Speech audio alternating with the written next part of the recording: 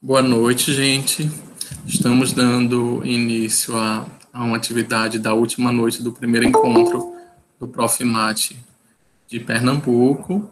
E agora vocês vão ver o trabalho intitulado Recursos para Avaliação em Matemática no Ensino Remoto, que é um trabalho cujos autores são Matheus Souza, de Almeida, a Sara Rocha da Silva, a Rosana Maria da Silva, sob a orientação do professor Royce Alves do Nascimento, tá bom? Muito obrigado por terem aceito participar do nosso evento e fiquem à vontade para a apresentação.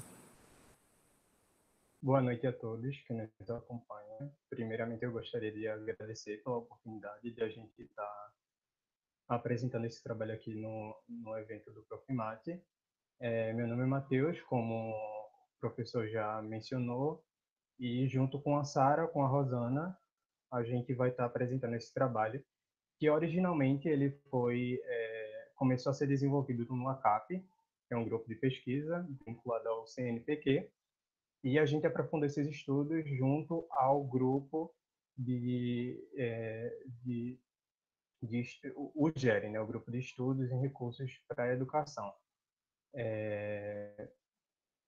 Eu sou da UFRPE, Sara também, o professor Rocha, que foi o orientador do trabalho também, e a Rosana da UFPE, juntos fazemos parte do GERE. Antes de a gente começar a discutir sobre a avaliação e o ensino remoto, eu gostaria de apresentar esse epígrafe aqui para vocês, que é de uns pesquisadores internacionais na área da educação matemática, e um pesquisador brasileiro, que eles falaram o seguinte, no estudo recente deles. A crise também oferece uma oportunidade de mudança. Professores e acadêmicos que não tiveram a oportunidade e o tempo para entrar em contato com a tecnologia digital são forçados a ficarem online. Então, nesse artigo, nesse ensaio teórico que eles trazem sobre o ensino remoto, logo lá no início do ensino remoto, quando a gente está vivenciando nessa transição do ensino presencial para o ensino remoto, eles trouxeram esse artigo justamente para evidenciar que nessa crise ela também evidenciou uma coisa, que não dá para a gente reproduzir aquilo que a gente vinha vivenciando no ensino presencial para o ensino remoto, porque são diversas variáveis, a instituição onde o aluno está aprendendo é distinta, a gente sai da instituição escolar e o ambiente que os alunos estão é o ambiente familiar, e tem várias variáveis acontecendo ao mesmo tempo, e daí o professor ele tem que procurar se formar, seja no processo inicial, no processo continuado. Ô, Matheus, desculpa te interromper, mas tu poderia segurar o teu microfone perto da tua boca? Sim, ok, Sara. E daí os professores tiveram que se reinventar nessa nova modalidade de ensino. Só para sintetizar assim o que viria a ser ensino remoto, acho que vocês já devem saber a diferença de ensino remoto e EAD. Na educação à distância, a gente tem uma estrutura metodológica, didática e pedagógica, onde é favorecido o ensino, né? Então, é estruturado. Já no ensino remoto, é algo provisoriamente, onde os professores saíram do ensino presencial e foram encontrar mecanismos de ensinar no ensino online. Então, para a gente iniciar, a gente queria fazer essa pergunta para vocês: o que é a avaliação para vocês? E uma das autoras vai estar aí colocando no chat esse aplicativo aqui para vocês, essa plataforma aqui para vocês responderem. O que é que viria a ser a avaliação na perspectiva de vocês? Só para a gente ir interagindo, enquanto vocês vão respondendo, a gente vai acompanhando aqui. Rosana, você já disponibilizou no chat? Pronto, isso, Matheus. Então, já disponibilizei o link, tá certo? E aí vocês vão respondendo. E quando cada um for respondendo, vai colocando aqui no chat, tá certo? Que já respondeu, para a gente dar continuidade.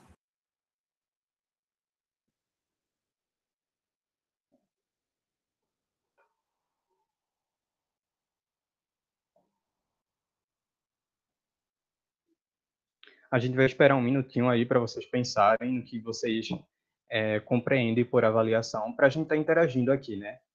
porque só justificando, a gente tinha colocado lá no resumo da oficina não, dessa apresentação para quem tinha lido, que seria um modelo de orquestração instrumental online. Se bem que a essência a gente acabou transpondo para essa apresentação oral, mas como o evento não contemplava a modalidade de oficina, então vocês não vão estar se instrumentalizando com os recursos que a gente vai apresentar aqui, mas a gente planejou uma apresentação de maneira interativa, não só para a gente ficar expondo aqui, né, o que a gente vem desenvolvendo.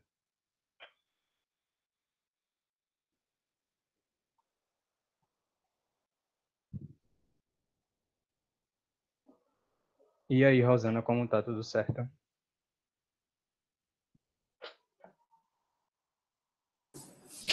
Sim, Matheus. Até agora recebemos uma resposta. 3.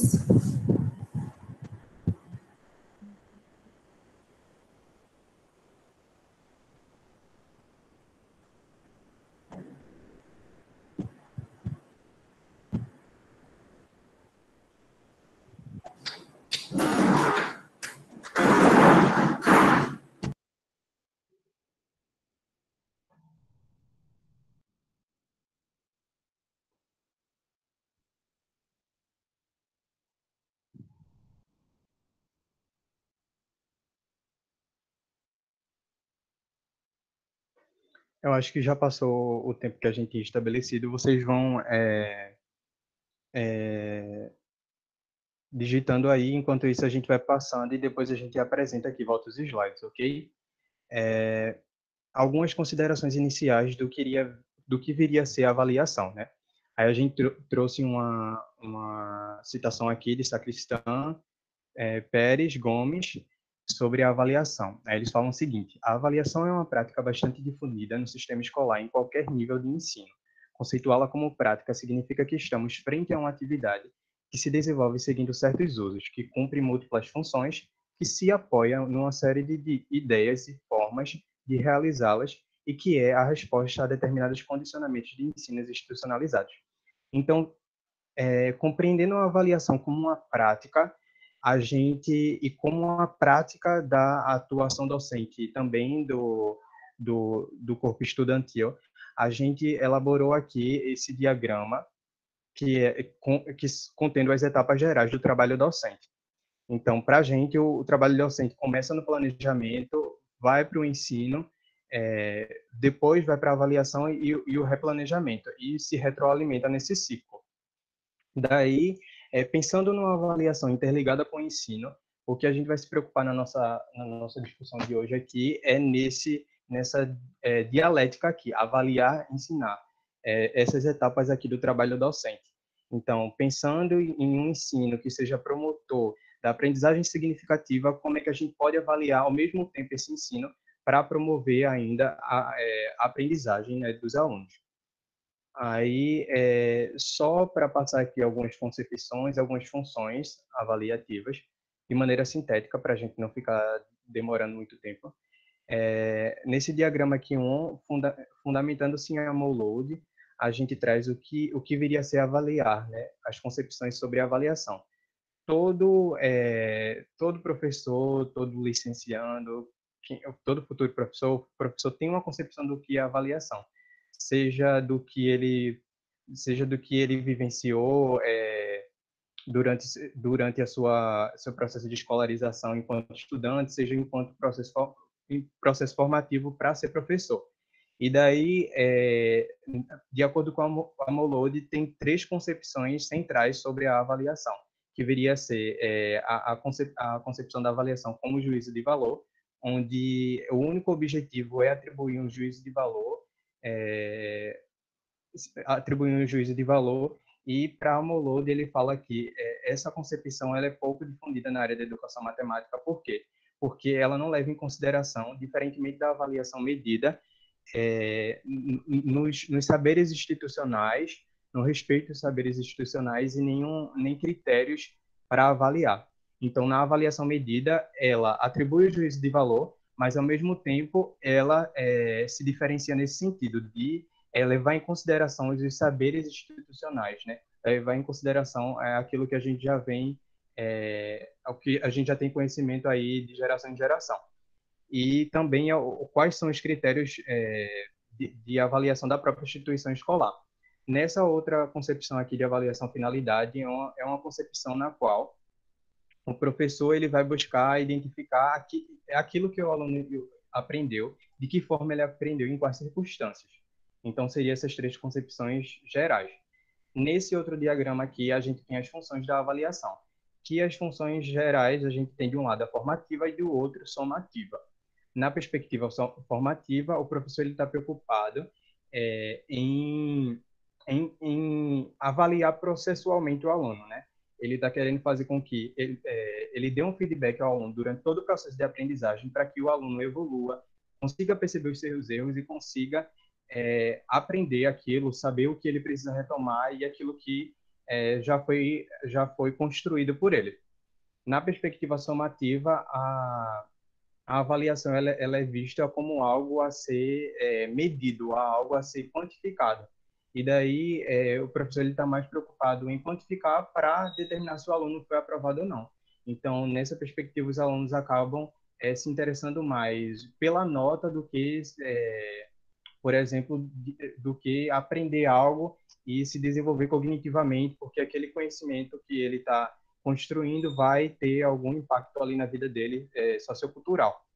Então, seriam essas funções aí. Aí, adentrando especificamente no ensino remoto, a gente tem o seguinte: a avaliação da aprendizagem no ensino remoto. A avaliação formativa se apresenta como uma opção viável para esse período. Aí, ela tem sido amplamente utilizada na EAD, com a vantagem de considerar o processo de aprendizagem ao todo, não apenas a assimilação de conhecimentos no final do processo. Então, foi aquilo que eu já tinha comentado. Pereira e seus colaboradores fizeram um documento lá para a UFRJ de como é que poderiam ser feita a atuação docente no ensino remoto, e é um documento bem interessante. Eu até sugiro a leitura assim, porque oferece tanto em questão metodológica, a parte também do planejamento, e vai desencadear também uma discussão na dimensão avaliativa. E daí, algumas palavras-chave que eu destaco aqui dessa citação é que o professor, no ensino remoto, ele deve estar preocupado em criar espaços promotores de quê? De saberes, envolvimento, motivação, oferecendo e ampliando os processos de desenvolvimento dos conhecimentos do discente. Isso porque, no ensino remoto, se a gente for persistir com a perspectiva da avaliação somativa, eu acredito que ela vai fracassar, porque na avaliação somativa a gente tem como pressuposto de que o aluno ele não pode filar. Então, está sendo avaliado aquele o conhecimento dele ali, né, o desenvolvimento ali dele, e ele não vai poder filar. Então, a gente não vai ter controle disso quanto ao desenvolvimento do aluno na disciplina. Então, acaba caindo por terra essa perspectiva. Por quê? Porque o professor não tem controle dessa dimensão, né? Se ele for avaliar só no final, mas ele não sabe se esse aluno está utilizando recursos na internet para poder filar ou para poder relembrar algum conteúdo. Então, avaliar processualmente acaba sendo mais valioso, porque ele tem uma variedade de recursos ali, que ele vai buscando identificar se o aluno está se desenvolvendo ou não, né? Então, só continuando aqui, atender às necessidades individuais do discente é um desafio que os professores se deparam cotidianamente no sentido de potencializar o conhecimento, transformando em aprendizagem. Então, eu grifo essa parte aqui, né, as necessidades individuais do discente, e na perspectiva formativa, o professor ele deve enxergar o aluno como um ser individual particular, que se desenvolve diferentemente de outros alunos, e a avaliação é com foco no que foi aprendido pelo aluno, no que foi desenvolvido pelo aluno, e não comparar as pessoas entre si e selecionar os alunos. Aí eu passo a palavra agora para Rosana. Bom, Matheus, você vai preferir discutir as respostas do pessoal no final? Você conseguiu colocar lá? Sim, já coloquei. Peraí, eu acho que... Eu prefiro discutir no final, porque daí a gente atualiza aqui a apresentação. Pode prosseguir. Pronto. Então, para a gente também discutir um pouco sobre a questão dos recursos, eu vou colocar aqui no chat mais um link, tá certo? E aí vocês vão responder sobre a questão dos recursos, tá certo? E aí a pergunta é essa: quais recursos podem ser selecionados e modificados pelos professores de matemática a fim de promover uma avaliação formativa? Então, vocês vão descrever com 3 palavras, tá certo? Com 3 termos, 3 opções, melhor dizendo, de recursos que podem ser selecionados ou modificados, tá certo? Para promover uma avaliação formativa. Então, a gente vai dar também uns minutinhos aí para vocês responderem, certo? E aí também vamos aqui discutir sobre a resposta de cada um.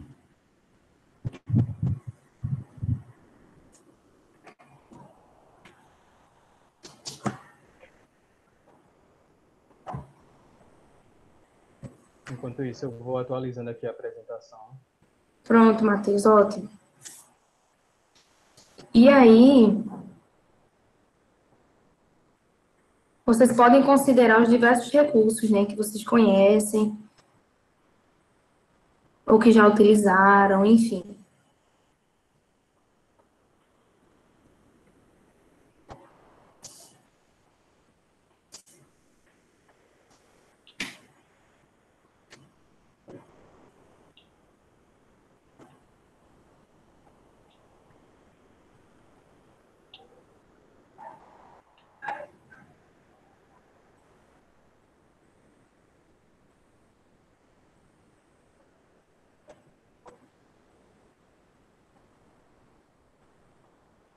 Pronto, Matheus. Pronto. Já está recebendo as respostas? Ainda o pessoal está digitando aí? Sim ou não? Ainda está digitando. Para a gente ler aqui um pouco do que vocês colocaram sobre o que seria avaliação para vocês, a gente tem um comentário aqui, né? Tomar parâmetros para uma efetiva continuidade de aprendizagem. Basicamente falando, avaliação, para mim, é um método para medir conhecimentos. Aí, então, a gente vê aqui que já há uma diferença, né, em concepções aqui, mais focado na aprendizagem, aqui medir o conhecimento, verificar se o processo de aprendizagem está acontecendo efetivamente durante o processo de ensino realizado. Então, está focado aqui na aprendizagem, novamente, concordando com esse, verificação de assimilação de conteúdo, então está concordando mais com esse, seja pela reprodução, aplicação, criação de conhecimento. Parte importante no processo de ensino-aprendizagem, avaliar e verificar se o método de ensino aplicado favorece a aprendizagem, refletir sobre as competências e habilidades desenvolvidas pelos estudantes durante o processo de ensino e aprendizagem. Então, aqui está na perspectiva que a gente vai comentar mais para frente, daquilo que vem preconizar a Base Nacional Comum Curricular, é um método de saber como foi o desempenho, a aprendizagem a respeito dos conteúdos. Esse daqui eu acho que é o comentário que acaba concordando um pouco com tudo, né? A aprendizagem, o conteúdo.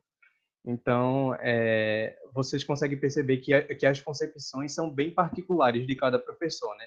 E é como eu já tinha comentado, é bem particular porque o processo formativo de cada um aqui é bem subjetivo.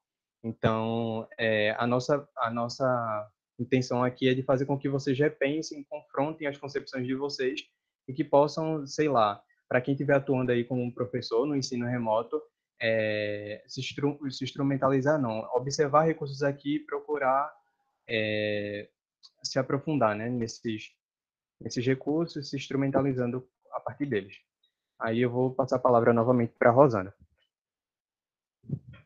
Pronto. Tem alguém que está respondendo ainda?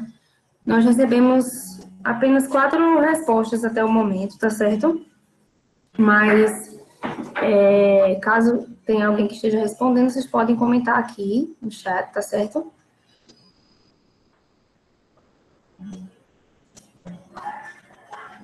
E aí eu vou compartilhar aqui com vocês, eu vou colocar lá na apresentação as respostas, tá certo, que a gente recebeu.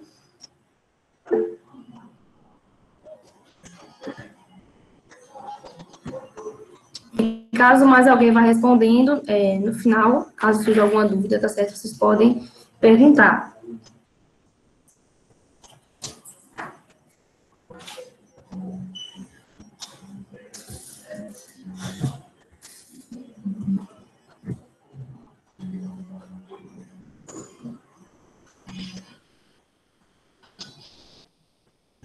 Pronto, eu vou pedir só que o Matheus atualize aí novamente, por favor, Matheus. Ok, deixa eu só atualizar aqui rapidinho.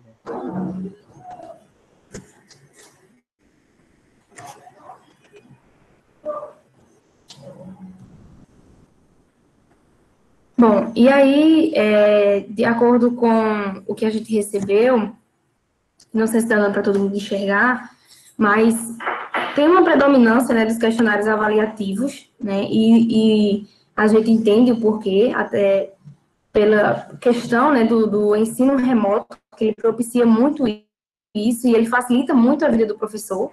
E aí a gente também vê a questão dos exercícios, do teste, né, de pesquisas de campo, de formulário. E aí tem uma coisa que é interessante e que é comum nesses recursos. Eles são recursos materiais, né? Então, a gente vai entender um pouquinho o que é um recurso, né? Um recurso, ele é só material, né? Será que como um recurso para que a gente possa promover uma avaliação formativa, uma avaliação em que a gente obtenha esse feedback do aluno, será que é necessário que eu promova somente exercícios ou apenas testes ou questionários eletrônicos? Será que existem outras maneiras ou outros recursos que a gente também possa utilizar para que a gente obtenha também uma avaliação formativa? Então, vejam só. Pode prosseguir, Matheus, por favor. Próximo slide. Então, a gente vai entender recurso de acordo com aquilo que Adler propõe. E aí, Adler vai dizer que recurso é tudo aquilo que realimenta a atividade do professor, que renova a atividade do professor. Então, veja só, o que é que Adler vai trazer de novo para o recurso didático?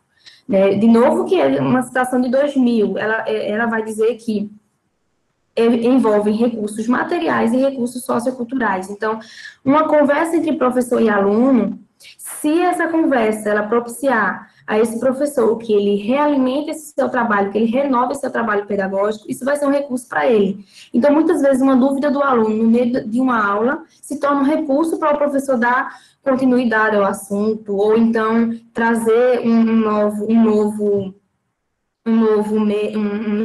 conceito ali diante daquela realidade. Teve alguém que colocou aqui no chat os jogos, né, a questão dos jogos, são recursos de interação, né, a questão dos jogos, por exemplo, ele tem essa interação entre aluno-aluno, aluno-professor, também é material. Então, veja, que a gente não precisa se prender aos recursos materiais para poder promover uma avaliação formativa, né. Muitas vezes a gente, através de uma interação com o aluno, através de uma dúvida, ou através mesmo de uma troca de experiência com outros professores, a gente articula recursos por meio disso, né? Isso se tornam recursos para a gente, e a partir disso a gente inicia e evidencia novas estratégias de ensino. Então, eu trouxe aqui algumas imagens, né, para essa realidade que a gente está hoje, em que a gente pode utilizar recursos materiais, mas também pode usar recursos socioculturais. Então, veja, um professor que ele tem a oportunidade de ter uma aula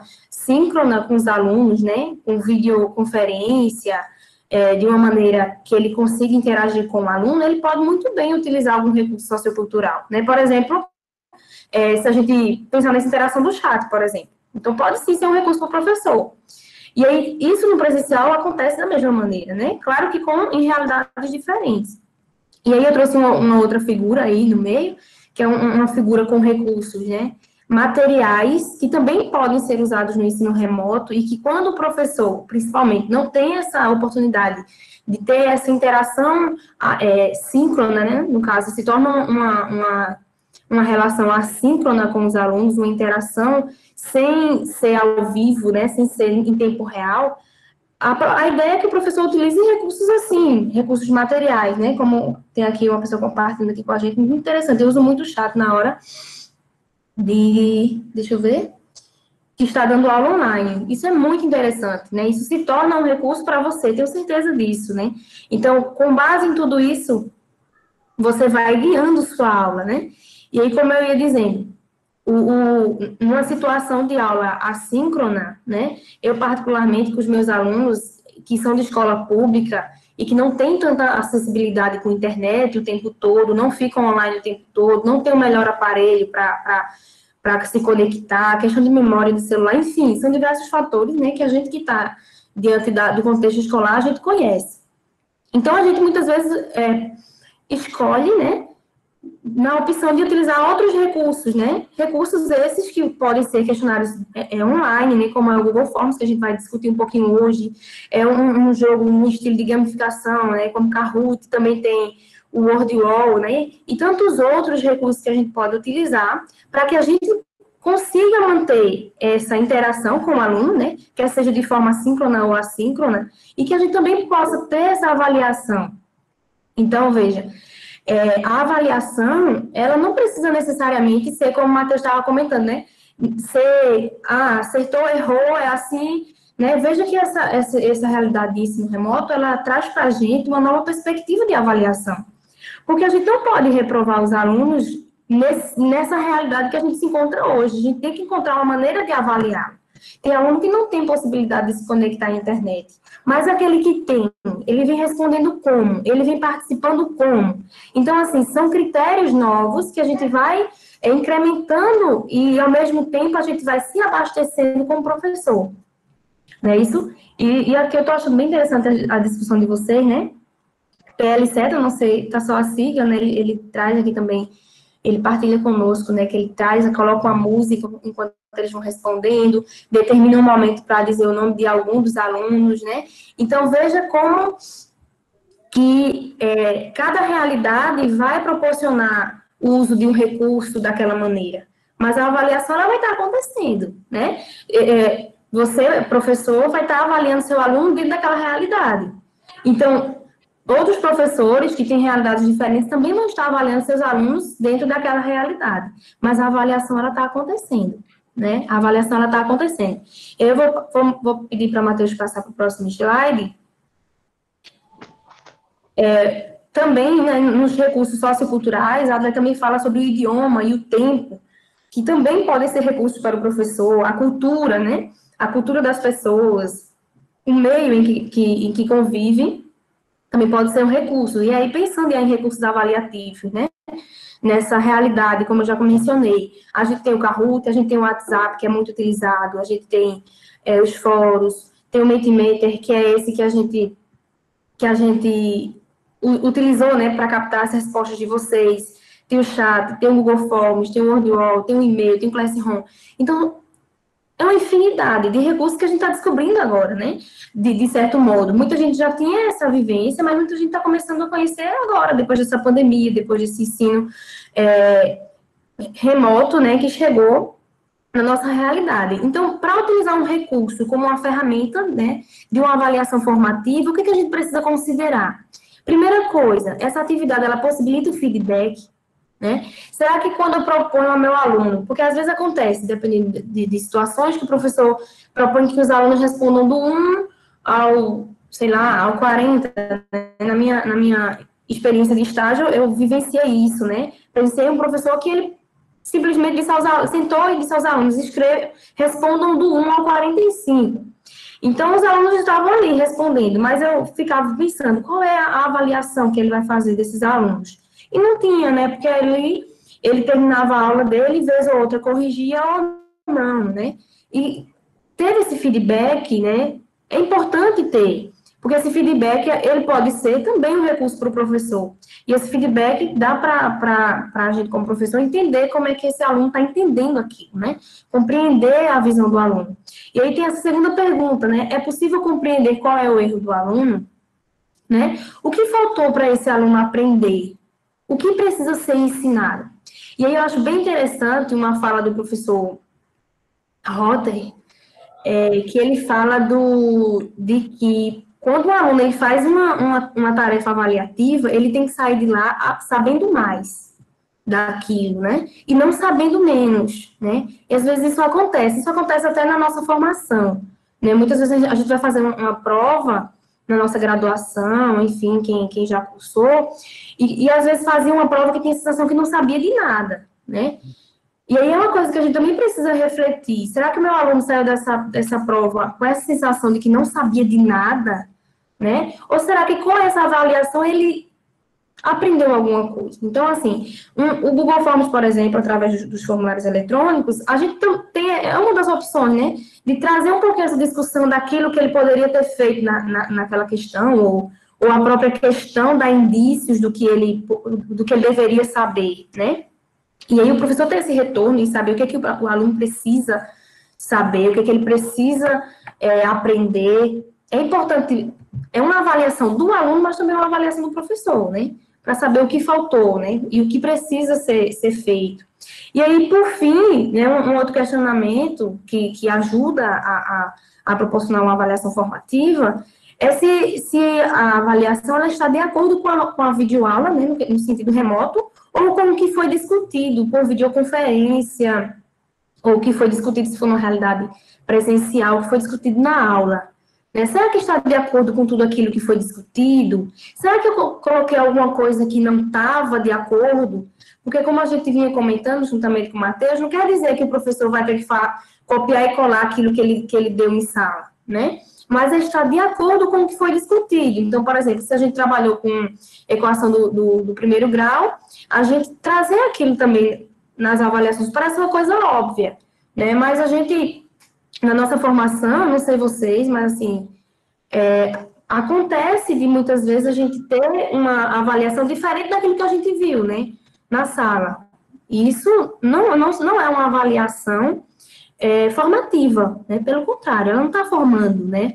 Ela está, muitas vezes, criando um obstáculo ali no aluno. Então, é muito importante e isso é algo que a gente sempre comumente, né, considera de que tem que estar de acordo com aquilo que foi discutido, né? E aí a gente pode ir passando para a próxima. Para a próxima... Sim, pronto. E aí, a gente traz uma coisa nova, né? Que é recente, né? Que é a abordagem documental do didático, né? O que tem a ver a abordagem documental do didático? O que vem a ser a abordagem documental do didático? Goodall e Truxa, em 2008, quando eles propõem essa abordagem, eles querem investigar a atuação do professor com os recursos, né? E em que o professor mobiliza conhecimentos com esse recurso. Então, quando a professora aqui, ela estava mencionando que coloca música, né? A professora Ana Paula Ferreira, que coloca música para os alunos, e aí, depois, enquanto eles respondem, né, isso, e depois ela vai dizendo o nome de alguns, e isso vai motivando os alunos a participarem, isso é um recurso que a professora está utilizando, e enquanto ela usa esse recurso, ela está mobilizando conhecimentos. Então, a partir do momento que o professor ele utiliza um recurso e mobiliza conhecimentos, ele vai estar dando como resultado uma coisa que é chamada de documento, né, de acordo com Goodall e Truxa. Mas não é documento no sentido que a gente entende documento como algo físico, palpável, né? Mas documento no sentido de algo que é invisível, né, e de algo que está fora do seu contexto, né? É documento como resultado, né, da utilização de recursos mais dos conhecimentos do professor. Então, cada um de vocês que estão aqui vai ter uma maneira específica de trabalhar aquele assunto com aquele recurso, né? Mesmo que vocês vejam, a gente vai dar alguns exemplos aqui, mas vocês vão utilizar a sua maneira específica de trabalhar. Vocês vão utilizar esse recurso de acordo com o conhecimento que vocês mobilizam. Então, cada professor ele desenvolve uma documentação, né? E essa documentação ela vai se estendendo, ela vai se ampliando, né? A partir dos eventos, a partir dos novos recursos que vão sendo conhecidos e vão sendo acrescentados, né? Nessa trajetória documental de cada um, de cada professor. Então, a abordagem documental, na verdade, ela discute sobre o desenvolvimento profissional do professor, né? A gente não vai aqui se adentrar sobre ela, mas, assim, ela tem muito a ver com essa ideia de recurso, né? Como algo que renova a atividade do professor, né? Que pode ser algo material ou sociocultural, tá certo? Agora, assim, deixando bem claro, o nosso conhecimento não é um recurso, ele é um esquema, tá certo? O nosso conhecimento não é um recurso, mas ele é um esquema.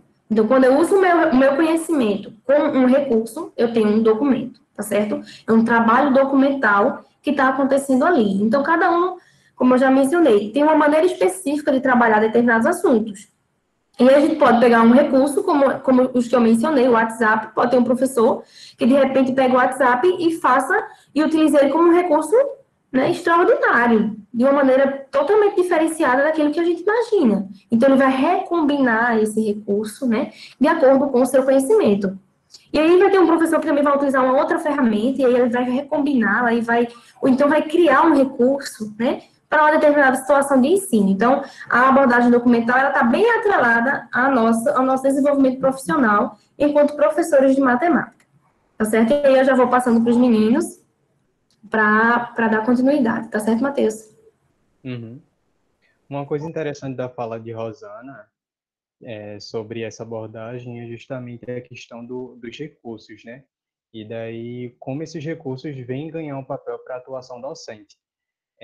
Para a teoria, eles enfocam muito nos recursos curriculares, que seriam os recursos com finalidade de ensino. E daí, pensando numa perspectiva de ensino interligado com a avaliação, observe que a gente considera esses dois processos sendo distintos, mas que, se interligados, eles podem promover uma aprendizagem significativa. Essa noção que a gente traz é justamente pensando na promoção da aprendizagem do aluno, né? Uma aprendizagem significativa. Então, pensando numa avaliação interligada com o ensino, a gente também vai passar a pensar nos recursos avaliativos, né? Que eles têm finalidade de ensino também, mas, ao mesmo tempo, o professor vai utilizar eles para poder avaliar o aluno. Então, uma ideia aí baseada nesses autores, mas que a gente acabou expandindo por ter essa noção em mente. Eu vou passar agora a falar para a Sara. Olá, boa noite. No que diz respeito a possibilidades avaliativas, eu vou trazer aqui um breve exemplo mais prático de um recurso que temos trabalhado para a gamificação do ensino, né, tanto do ensino quanto da avaliação matemática à distância. Esse termo, né, gamificação, refere a usar mecanismos, dinâmicas, visando a dedicação, inclusão e engajamento do aluno, que vai ali se sentir mais atraído pelo jogo, né, para aprender. Esse tipo de metodologia é importante para não ficar com aquela ideia de que a educação remota ou através da tecnologia é simplesmente levar o que a gente tem na sala de aula para uma tela, né? Então, a gente não pode acreditar que dar uma aula à distância ou fazer uma avaliação à distância possa acontecer de forma idêntica a como a gente faz presencialmente, uma sala de aula. A distância não é uma sala presencial, né? Parece uma fala óbvia, mas tem até uma piada que anda pelo YouTube, né, que um professor de matemática diz que vai inovar na aula, a aula vai ser mais tecnológica, e aí a única coisa que ele muda é que ele passa a escrever em uma lousa digital. Então, eu não sei se deu para entender essa comparação. Sim, eu vou compartilhar minha tela aqui. Uma coisa que eu queria comentar é que essa tua fala está muito interligada com a fala de Rosana. Por quê? Porque daí não é o recurso que vai fazer com que a prática profissional do professor seja inovadora ou não, mas quais são os conhecimentos que ele mobiliza a partir da utilização desses recursos. Daí pode compartilhar a tela. Tá aparecendo? Sim. Ok. Então, aqui a gente tem esse software, o Kahoot, né? O Kahoot, que é esse link aqui. Ele tem uma versão gratuita e uma versão paga. Eu vou estar mostrando aqui um pouco da versão dele gratuita. Infelizmente, eu não vou poder me aprofundar por causa do tempo que a gente tem, né? Mas, iniciando nessa página, a gente encontra aqui e a gente clica no login. E a gente vai se deparar com essa aqui. Para você criar o seu quiz ou a sua aula, é só clicar aqui. Eu vou mostrar o modelo que eu criei, né? Que eu tomei como exemplo o assunto de média, moda e mediana. E eu fiz um breve questionário aqui, né? com a finalidade tanto de ensinar quanto de avaliar. Por que é que eu uni essas duas finalidades, né? Eu tinha em mente uma avaliação formativa, e a avaliação formativa, ela não ocorre apenas no fim do curso. Então, um quiz, né, é dessa forma, na forma de uma brincadeira, de um engajamento, seria muito interessante para trabalhar isso. Então, é muito interessante essa metodologia, porque o aluno ele vai ter um feedback imediato, né? E também respeita ao pessoal do aluno na questão de tempo dele. Aqui, né, quando a gente clica em criar, vai abrir essa página aqui. E aqui a gente pode adicionar questões. Então, você escreve o que você quer aqui, né? Tem alguns recursos matemáticos também. E aqui você pode colocar um link do YouTube, o que é muito interessante, porque como você vê aqui, eu coloquei alguns vídeos. Então, na primeira pergunta, na verdade, não é uma pergunta, né? É uma introdução que pede para o aluno ver o vídeo, para depois responder aos desafios. Esse desafio, ele é dado na forma de um jogo, então os alunos eles podem fazer grupos, né? O aplicativo proporciona isso e acaba sendo um aprendizado muito interativo.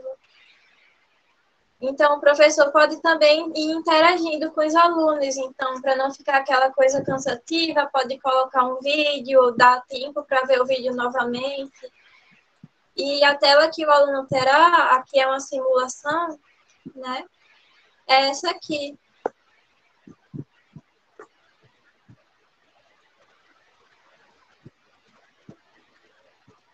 Então, como podem ver, é uma coisa mais didática, mais colorida. Se quiser, o professor pode colocar um som de fundo, um tempo para contagem, uma pontuação para caso o aluno acertar ou errar, ou até o feedback do aluno, dizendo se entendeu ou não entendeu, o que daria ao professor, né, a possibilidade de trabalhar melhor aquele assunto. Então, é isso. Eu gostaria de poder dar um aprofundamento no programa, mas por questão de tempo, eu acredito que não seja possível, né? Mas é um recurso que pode ser trabalhado em sala de aula virtual.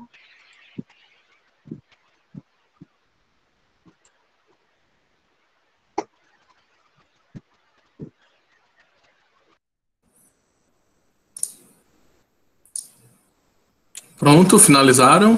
Tá desligado, Matheus, seu microfone. Não, professor, ele vai continuar. Estamos terminando. Bom, pessoal, só retomando aqui. Aí eu vou compartilhar com vocês um pouco sobre um questionário que a gente criou. E eu vou tentar também ser breve, igual a Sara, por conta do tempo, mas tentar destacar quais foram os critérios que a gente utilizou em cada etapa no processo de elaboração. Aí a primeira coisa que a gente definiu foi o assunto, né, o objeto de conhecimento, que seria as equações do primeiro grau. E daí a gente separou no currículo prescrito, né, que seria a Base Nacional Comum Curricular. E daí quais habilidades a serem desenvolvidas com esse objeto de conhecimento. Aí a gente preconizou aqui logo no início do questionário. Só esclarecendo um pouco, esse questionário é um questionário no qual a gente levou em consideração a perspectiva da sala de aula invertida, onde, onde o objetivo é basicamente transpor aquilo que a gente vem fazendo na sala de aula, de transmitir o conhecimento para o aluno, para antes para a sala de aula. Então, a sala de aula ela vira um espaço de diálogo e de debate, e de tirar dúvidas e de aprofundar aquilo que o aluno estuda individualmente sozinho. E daí esse questionário é basicamente levando em consideração isso, e ele foi pensado como um percurso individual para o aluno estudar e se desenvolver individualmente, mas também levando em consideração as perspectivas avaliativas, porque como vocês vão ver, a gente colocou alguns recursos aqui dentro desse questionário para tentar identificar como é que o aluno está estudando e como é que ele está, se ele está aprendendo, como é que está sendo o desenvolvimento dele nesse processo individual, porque geralmente a gente não tem essa noção, não tem como ter essa noção de como o aluno está se desenvolvendo. Então, deixa eu só passar aqui, aí a gente colocou essa imagem aqui para ilustrar, porque o imagético atrai bastante os alunos, né? Pesquisas apontam isso. Então, na primeira parte aqui, a gente buscou fazer uma sessão de aquecimento, onde a gente fez uma brincadeira aqui com essa imagem, dizendo que o objetivo desse questionário é justamente fazer com que os alunos estudem sozinhos, mas que se sintam motivados a estudar, né? E daí que eles não desistam e sigam o anjinho do bem. Eu não vou ler aqui por conta do tempo, como eu já havia mencionado, mas daí essa parte aqui é um teste de sondagem, e daí, como vocês devem ter observado lá, o objeto de conhecimento é equações de primeiro grau. E uma das habilidades é fazer com que os alunos desenvolvam a capacidade de resolver equações, né, do primeiro grau, utilizando as propriedades de igualdade. E daí, um objeto de conhecimento, uma habilidade a ser desenvolvida nos anos iniciais do ensino fundamental é justamente essa noção de igualdade, sem ser no contexto de equação de primeiro grau, né? Aí a gente utilizou essa balança aqui justamente para fazer analogia à equação, e daí esse questionário aqui colocando situações e quais seriam as possíveis consequências que os alunos acham que iriam acontecer. Então, essa pergunta aqui serviria como um teste de sondagem. Aí, só passando aqui, esse daqui ficou por um erro, né? Mas não tem essa opção aí em um. Aí a noção de equação de primeiro grau como incógnita. A gente tem um vídeo aqui, tem sempre uma mensagem que a gente deixa para tentar acolher o aluno, né? E depois, aí tem esse vídeo, tem outro vídeo. Esse daqui é as equações e a analogia com a balança. Aqui é o que é resolver uma equação. E daí a gente pede para que os alunos definam aqui o que deveria ser uma equação polinomial do primeiro grau e dar um exemplo, para ver se eles, de fato, assistiram o vídeo, né? Ou fazer com que eles assistam. Aí, outra coisa aqui na resolução de problemas para equação de primeiro grau, a gente colocou uma questão introdutória para ver se eles iriam conseguir resolver sem a ajuda da videoaula. Então, depois segue uma videoaula explicando como é que se resolve, aí mais outra videoaula para aprofundamento, né, em questão das operações nas equações, porque daí esse vídeo comenta bastante a questão de passar para o outro lado com a operação inversa, que isso daí matematicamente não tem sentido. Então, vem trazer um pouco dessa discussão. Aí aqui a gente perguntou se ele conseguiu responder a questão sem assistir a aula, a questão anterior, sem assistir a aula ou assistindo a aula. Aí a gente colocou algumas questões aqui, por motivo de tempo a gente não vai apresentar, mas são questões, uma de problema, outra de resolução de equação diretamente. E aí pronto, né? Aí tem outros vídeos selecionados aqui para justamente diferenciar a equação do primeiro grau com duas incógnitas. E daí vem para aprofundar a noção de equação da reta, como encontrar. Aí tem os vídeos, tem as questões,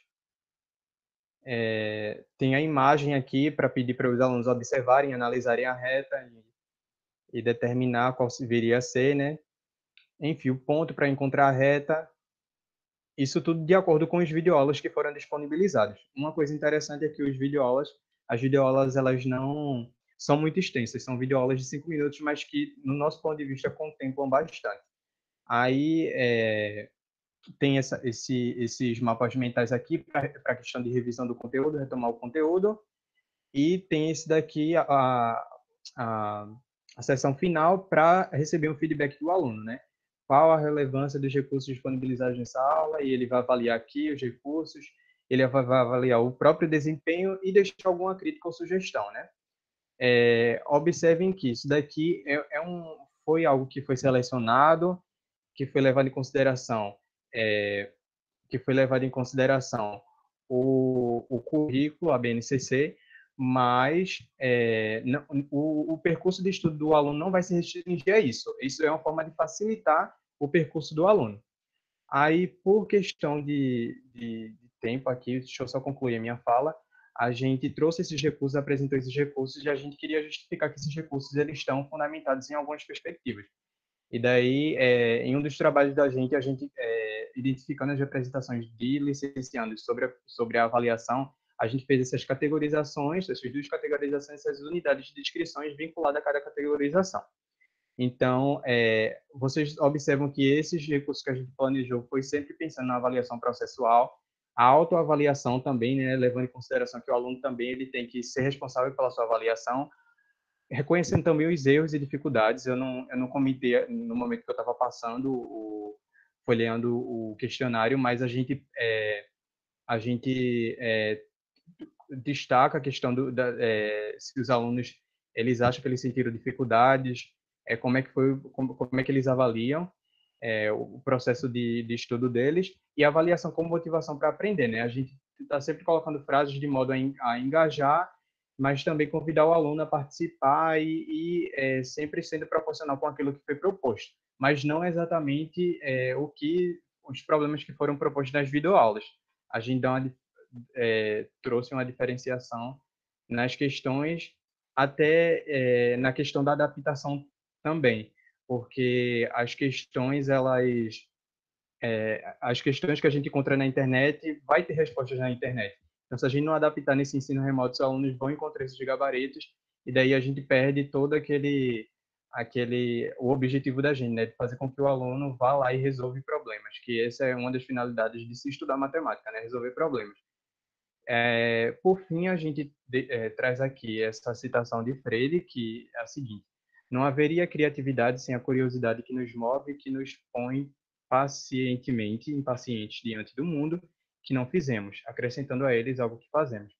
Então, a gente concorda com Freire que não há criatividade sem curiosidade, e é nesse processo constante e inacabado de busca por algo, porque a nossa formação não só termina na formação inicial, e daí a gente acredita na perspectiva do professor, também pesquisador, sempre está se atualizando, pesquisando, e esse novo cenário que a gente está vivenciando, só fazendo a conexão com a epígrafe lá inicial, faz justamente que a gente se mova a ser criativos, e a gente só consegue ser criativo sendo curioso, para a gente conseguir fazer aquilo que ainda não fizemos.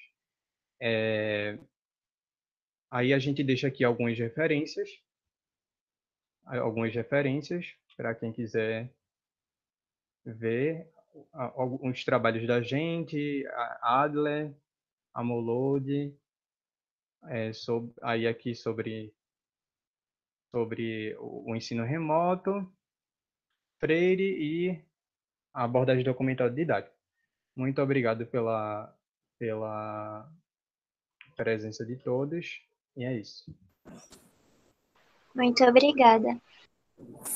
Bem, gente, a gente também agradece a apresentação de vocês, foi bastante motivante, dá para observar aqui pelos comentários, né? E essa parte de avaliação, principalmente no ensino remoto, pegou a gente despreparado, né? Eu posso falar com experiência, assim, a gente teve que aprender na marra algumas coisas, e para mim foi bastante interessante a apresentação de vocês, porque eu acho que eu tive uma das principais dificuldades para mim no ensino remoto foi buscar formas de avaliação, né? E aqui a gente teve pistas e dicas de várias ferramentas que a gente pode utilizar. Muito obrigado. Queria saber se alguém tem alguma pergunta para fazer para os meninos.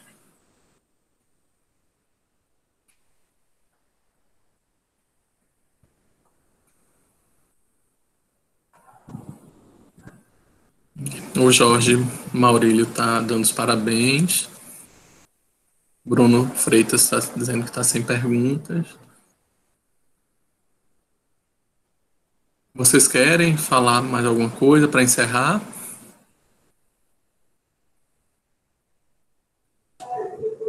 Só agradecer a participação de cada um, né? A gente pode disponibilizar o slide, caso alguém se interessa, tá certo? Também o formulário, porque aí, como foi rápido, né? Aí a gente pode disponibilizar para vocês acompanharem mais ou menos como foi que a gente organizou, tá certo? Então a gente agradece novamente a participação de todos vocês. E lembrando que essa sessão vai ficar gravada e a gente vai disponibilizar no YouTube também, tá bom, gente? Então, novamente, muito obrigado a todos vocês, certo? E lembrem-se que a gente está finalizando, logo mais começa a nossa palestra de encerramento, tá bom? No canal do YouTube. Até mais e muito obrigado. Muito obrigado a todos.